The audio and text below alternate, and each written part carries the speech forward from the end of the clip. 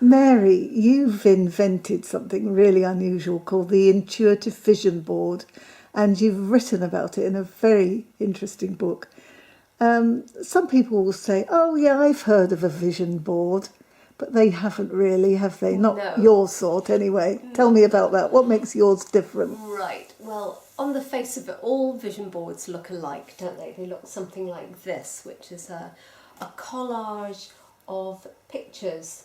And the idea is that these pictures represent what we want to bring forth in our life. That's the idea of a vision board. And the point is that not all are alike, and it's not because of the end vision board, although when you look at my vision board and you look at typical vision boards, there you will see a difference. I think you'd notice that there would be a lot more words on not my vision board, and the vision boards that I would facilitate, called the intuitive vision board, they would be slightly more creative and not so contrived. But that's not really the point. The point is what led up to the creation of it, and therein lies the big difference between what I do and what everybody else does. And that process is the difference between using the left brain to end game what you want to see in your life by the pictures that represent the goals and aspirations that you've already thought of and simply need to document so that you can remind yourself of what they are until you've got them.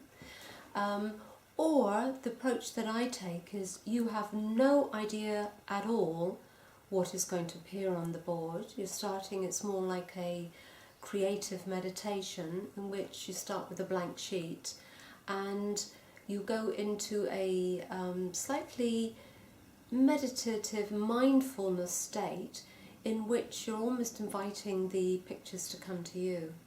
And so then what appears before you is full of surprises and things that you don't necessarily at all recognise, and certainly you won't know what you have before you until many weeks or months later. And that's indeed what has happened to you.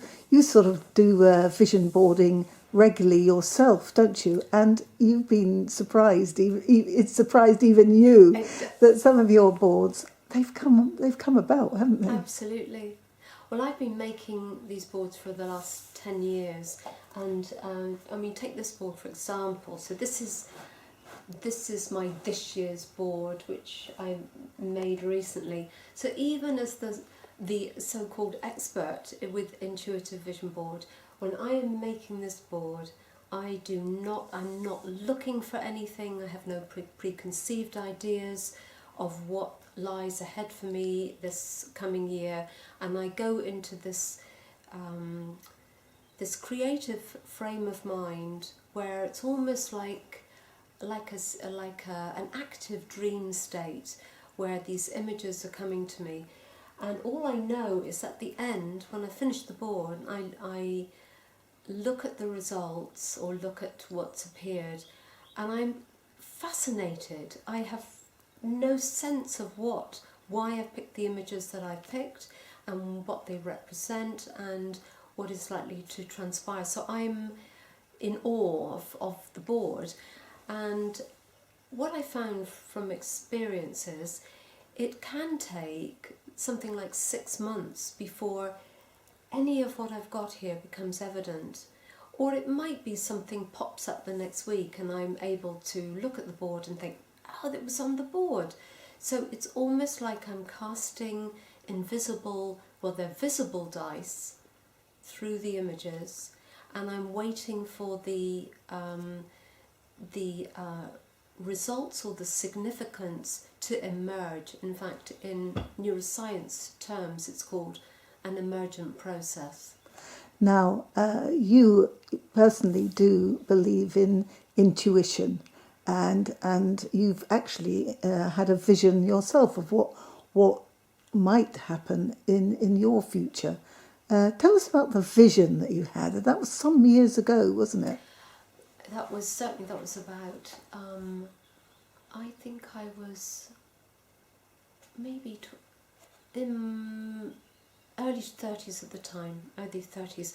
And bear in mind then I didn't know what a vision was, hadn't really contemplated it. I'd had an early career in marketing consultancy, so I didn't think in terms of visions. I thought in terms of a strategy and goals and working out a plan to bring them about. So I knew nothing about visions. But I did a sea change in my career, and I retrained in feng shui. And I was helping at a conference in London led by my teacher, who's written many books, a woman called Denise Lynn. And we had about 150, 200 people in the audience, and they were there to explore cellular regeneration. And Denise was leading a guided meditation to the beat of a Native American drum. And I was there on the edge with 6 others, and we were all in a very calm state of mind, just observing what was happening. I had my eyes closed, I was very relaxed, I knew I was in a very expanded state of awareness. And at the height of this meditation, I can remember Denise saying, "You are now back to source." And at that moment, this energy in my mind's eye, because my eyes were closed, hurtled towards me. I could see this like ball of energy coming towards me, and it hit me in the solar plexus and it knocked me out. And that alone was quite disturbing at the time. I'd never fainted before or since. But what was even more curious is when I woke up, I had words on my lips, dancing for joy, and that was all. And I was quizzed by my team members as to what had gone on, and there was not much I could tell them, and I didn't have much chance to speak to Denise at the time. And then what transpired was 2 days later, I was listening to some Native American music at home, and I had this whole, I think they would call it a download of information. I had all the words and the pictures as to what Dancing for Joy was all about. And I hastily wrote it down, and because it was an extensive idea which involved the creation of a big retreat meditation centre, I even went to the trouble all those years ago of finding an architect and creating the plans for the centre, which I still have here. This is the layout of the grounds, and on the floor there are the details of this centre itself. So that was my first encounter with a vision, and from that moment my interest in visions was truly piqued.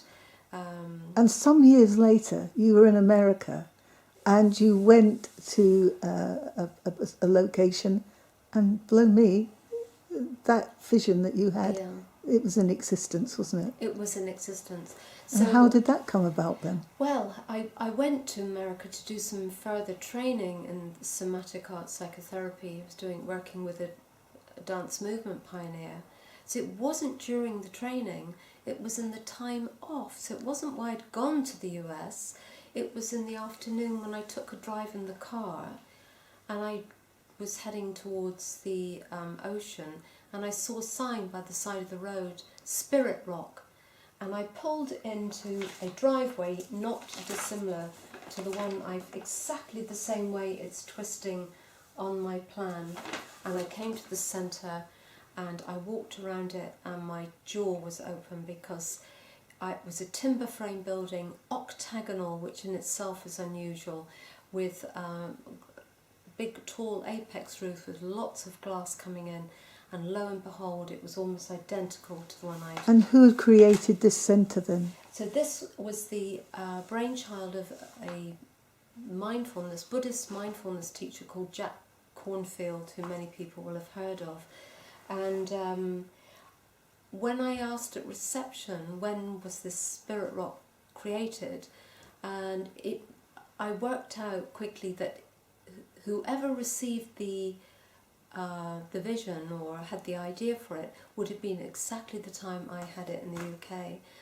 So I've since learned there's something called multiple discoveries that they know aware of in the scientific world, where ideas can land with different people at roughly the same time around the world, and I figure that this is what happened with Dancing So for Joy. some people put those visions into creation because they can, and others receive them but are unable for whatever reason to actually fulfill it. Yes, it was very interesting. So I did my best. I did my best to do something with the centre, but I was a single parent at the time, had one child, and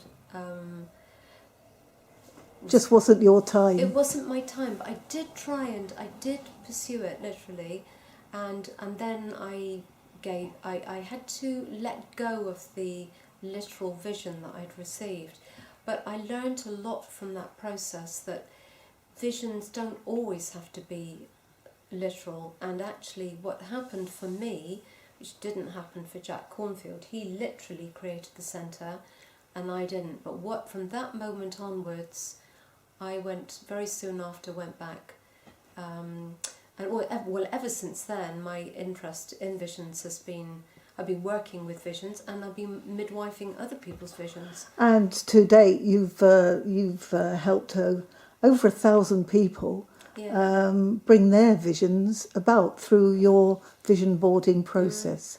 So, for those that think they know what a vision board is, then your process is like a meditation, isn't it? First of all, It is like a meditation in so much as when you come to make an intuitive vision board and go through the process, it's the process and not the end result that is powerful. And so the exercises we do are designed to shift you from thinking with your left brain, using your rational mind to work everything out, to just being present, fully present, and to receiving whatever there is to come through you. And that's really what happens with these images. So I didn't know this at the time, but if you think back to that vision I had in London, what were the conditions in common? It was a meditation, it was a meditative moment. I was in a very centered, expanded state of awareness, and I received a vision. I didn't go looking for what it was I thought I wanted or what I was mine to be done. It came to me, and I can only assume, and have done since, that it came to me because I did have the predisposition to be able to do something with it, even though I'd never created a centre before, but I was the right kind of person. And I think it's the same with the vision board. What shows up for people on these intuitive vision boards may be something they'd never thought of before, but it's come to them because they're the right person, it's the right time, and it may challenge them to go further in their life than they've ever thought possible, but it's theirs for the taking. also your creation is making use of studies that you've done. You've got an MA in somatic arts. What's somatic arts? Right. So somatic arts, psychotherapy, is a way of being able to explore that which is hidden. So if you like, if something's already in our intellect, in the rational frame of mind, it's not hidden, we know it already. But if there is something that we can't quite get a handle on because it's in our subconscious, or as Carl Jung would say, in the collective unconscious, you're not going to be able to talk about it. You could sit with a talking therapist or a coach, but you would not be able to speak about what it is that is you can sense and feel at the periphery of your being. And you could say soma.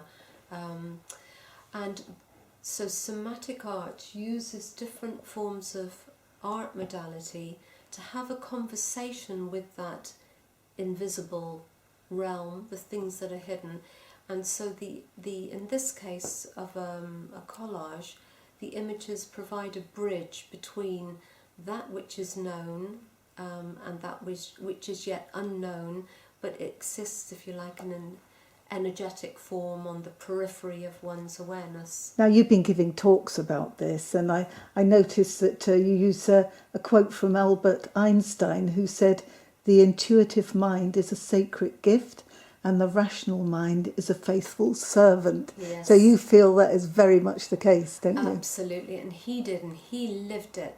So he was a master inventor, and if you look at all his, when his inventions occurred, they did not occur when he was what I would call at the coalface. It was not why he was beavering away over formulas and efforting hard or thinking things out. It arrived, his breakthroughs, his aha moments came when he was off duty, taking a walk out in nature or taking a shower. And he's very clear that that's when the intuitive mind can kick in. It can't work when we're busy, rushing from A to B, tons of things going through our heads. It doesn't come through. We need to slow it all down and become much more receptive to receive our intuition. Now, what's particularly good now is that the lady that was responsible for that vision all those years ago has actually read your book, which is a workbook for creating these visionary things that you do. And she says, "This book is a gem, a fabulous resource for anyone who wants to make their dreams manifest in the world. It'll make a difference in the lives of many."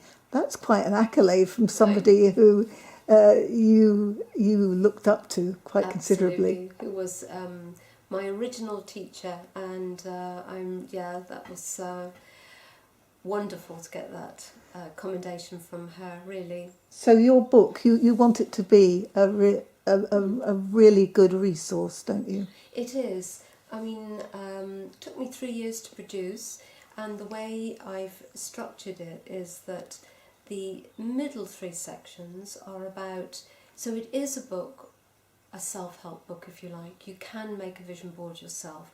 The middle sections are all about how to prepare yourself to get into that meditative frame of mind creatively, how to make a vision board, how to organise yourself with the materials, how to go through the process, and then what signs, symbols and metaphors, a sense of what you've got, what you're looking at when you look at a vision board, because you're not looking at literal images, I'm not looking to get a couple of seals in my aquarium, I'm not looking to literally choose an outfit like this. These are suggestions, they're metaphorical suggestions, so I try to bring that out in the book.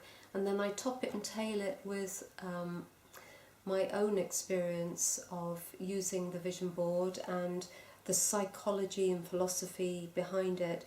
And then through every chapter, there is a case study of somebody else who's used the board and what success they've had with it, along with anecdotal stories too.